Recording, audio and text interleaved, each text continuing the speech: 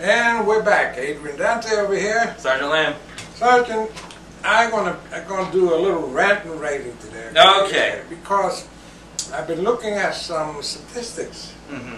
You know, and that brings. I mean, of course, statistics sometimes it's part of Now opinion. you gotta be careful with statistics because, as they say, figures always lie and liars always figure. Oh, But go on. yeah, but numbers never lie. Of course not. Okay. So, let me put it this way. I read, this was 2 days ago, Okay. right? That a movie, motion picture, that's been out for a couple of months now, the Pirate movie, Pirates of the Caribbean. Yeah. Okay. that the movie made $1 billion thus far. Thus far. Yeah. Yep. Okay, last night, or yesterday, 26,000 children died. No food. Of starvation, like worldwide. Mm-hmm. Yep. I mean, that is, and I'm looking at, you know, what is happening. And then I noticed that the Japanese, Mm-hmm. this tragedy that happened there, Okay. now the officers and the owners and that are and the CEOs and people out there, they're all doing their part. They're giving up wages, they're giving up salaries, they're out there getting their hands dirty. Yep. You know, and of course we have here in this country some guy that is screaming and hollering because they can't take their corporate jet. Oh yes. You know, that. Now, to me, you know, of course they're blaming the president that he's got a checkbook and he's done all of this kind of stuff. Well, you know, come see, come saw there for me, you know. But then again, I said, you know, if some of these people took some of the weight, the people I'm talking about, these politicians and these lobbyists and all of these gangsters out there, you know, if they want to take some, you know, 10% of the money that they make and give and just help Yeah. out. Well, all right. Again, you're talking. Well, I'll start with square one. Again, we've often talked about the culture difference between America and say, for example, Japan. Japan still has shame in their culture, and where they still see as a nation they are one people. And so that's why you see the CEO saying, hey, you know, we're going to do whatever we can we're going to take cuts in wage. There's no rioting. Everybody as a whole is trying to build, okay? And that's good on them. And even like some of the elderly people, I read an article where some of the elder people say, hey, listen, get these young technicians out of those nuclear plants because they're going to get, you know, radiation poisoning, they're going to eventually die. We're old, we're going to die anyways. Let us fill their slots and go in there and help out and try to rebuild this plant or do whatever they can. See, that's amazing. In our country, that amazes me every time. In our country, shame has died. If you get caught doing filthy sex acts, you get a reality television show. Okay, so and all of or if you get caught doing nasty sex acts, we allow you to stay in the Senate. Okay, so I mean, you know, again, shame. Yes. Yeah, shame. Well, you know, if you're a Democrat, you resign. If you're a Republican, you get reelected. I mean, this is how it works when it comes to sex channels. Okay. But as a whole, our nation has forgotten shame. All right, and we forgot the true meaning of dignity because it has nothing to do with wealth. Dignity is about self-respect in the eyes of yourself and your peers. Okay? I mean, that's really where dignity stems from. And in this country, we don't have that. And to touch on your other point, if we were to get rid of politicians' salaries, okay, you know, we got to think of the big picture here. Okay, the president makes $400,000 a year, okay? All right, well, that's pretty good, Okay, Steve Helmsley, all right, you know, the United Healthcare CEO, he makes, let's see, $7 million a year. Okay, I mean, really, you need to talk about the bigger picture. It is, you know, the politicians, they suck, they're corrupt, but they're just puppets for their masters. Yeah, I understand that, but you see, what's happening is that now it's beginning to touch the fabric of the country. Because, yeah, but you know, here they're going to take, you know, maybe that we, the old people here might get the Social Security at the end of this. Well, and again, maybe. But here's the thing that's even worse than that, okay, is that maybe our soldiers are not going to get paid. But guess what?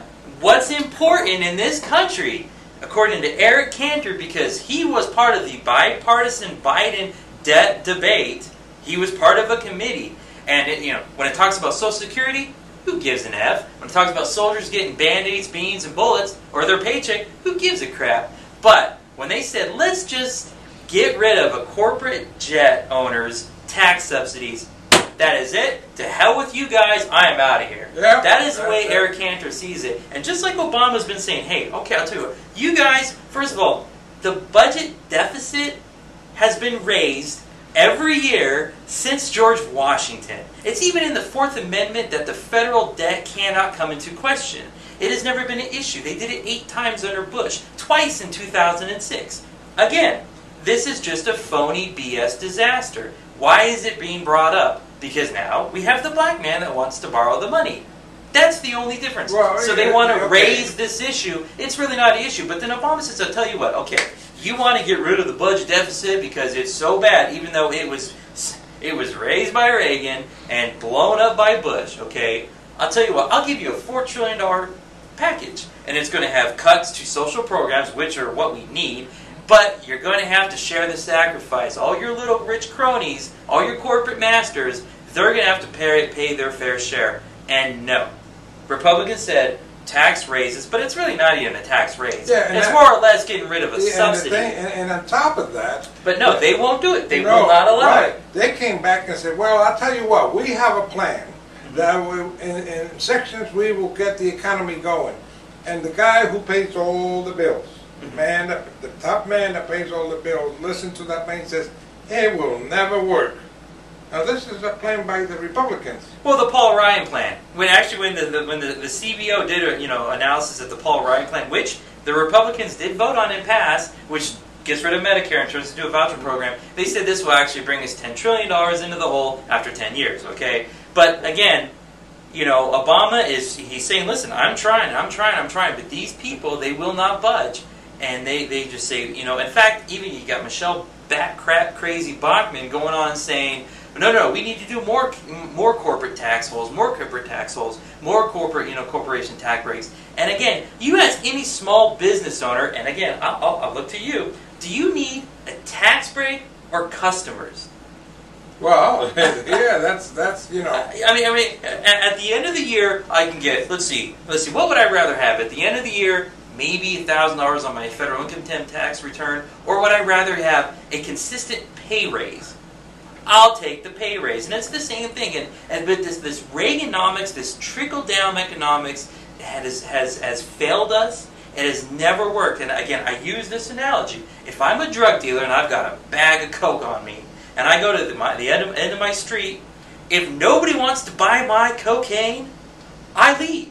I don't hire someone else. I don't say, well, you know what? Nobody wants my cocaine. I better just hire another employee. No, it doesn't work like that. But if people are saying, if I got a good nice street on Hollywood, and Lindsay Lohan is going crazy, and she's buying up all my supply, I'm like, oh crap, I'm gonna need something. I'm gonna need more workers to get the cocaine and need some more drug mules and everything. It is demand. And what drives demand are consumers who have money. And that is you, that is me, that is all of us. Because as us bottom feeders, we spend 97% of our income. And since our income as in a GDP in this nation is consumer driven, it starts from demand. This being on the bottom of the lake there is getting to me, Yeah. Well, if the bottom feeder, I just really don't. Well, and here's another analogy. If you own a restaurant, okay, are you going to hire more bartenders and waitresses if there's nobody in your freaking bar?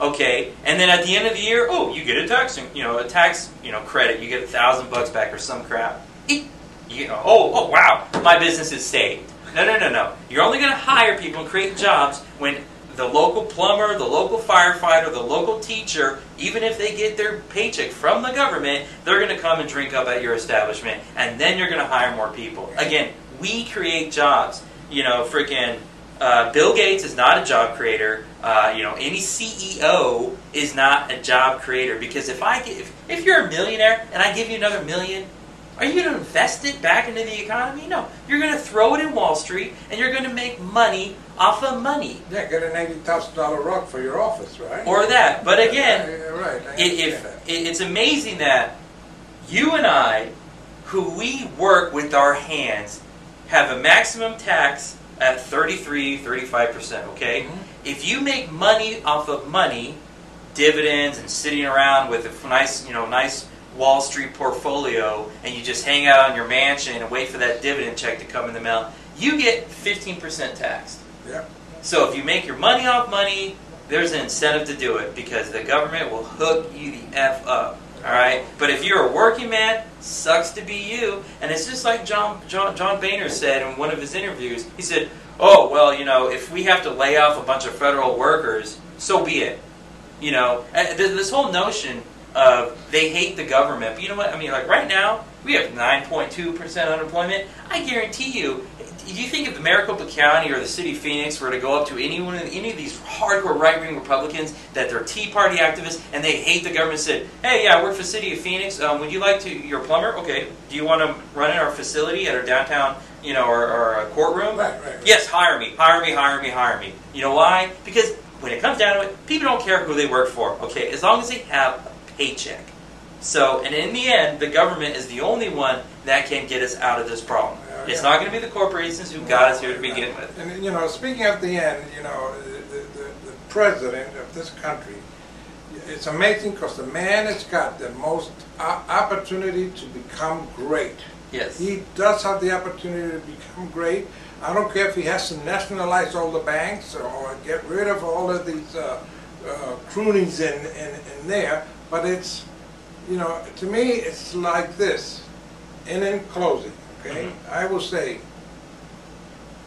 Sergeant Lamb, would you like Casey Anthony babysit your kid? No. That's it, folks. Until the next time, take care. This is Adrian Dante. Sergeant Lamb. Take care. Hoorah.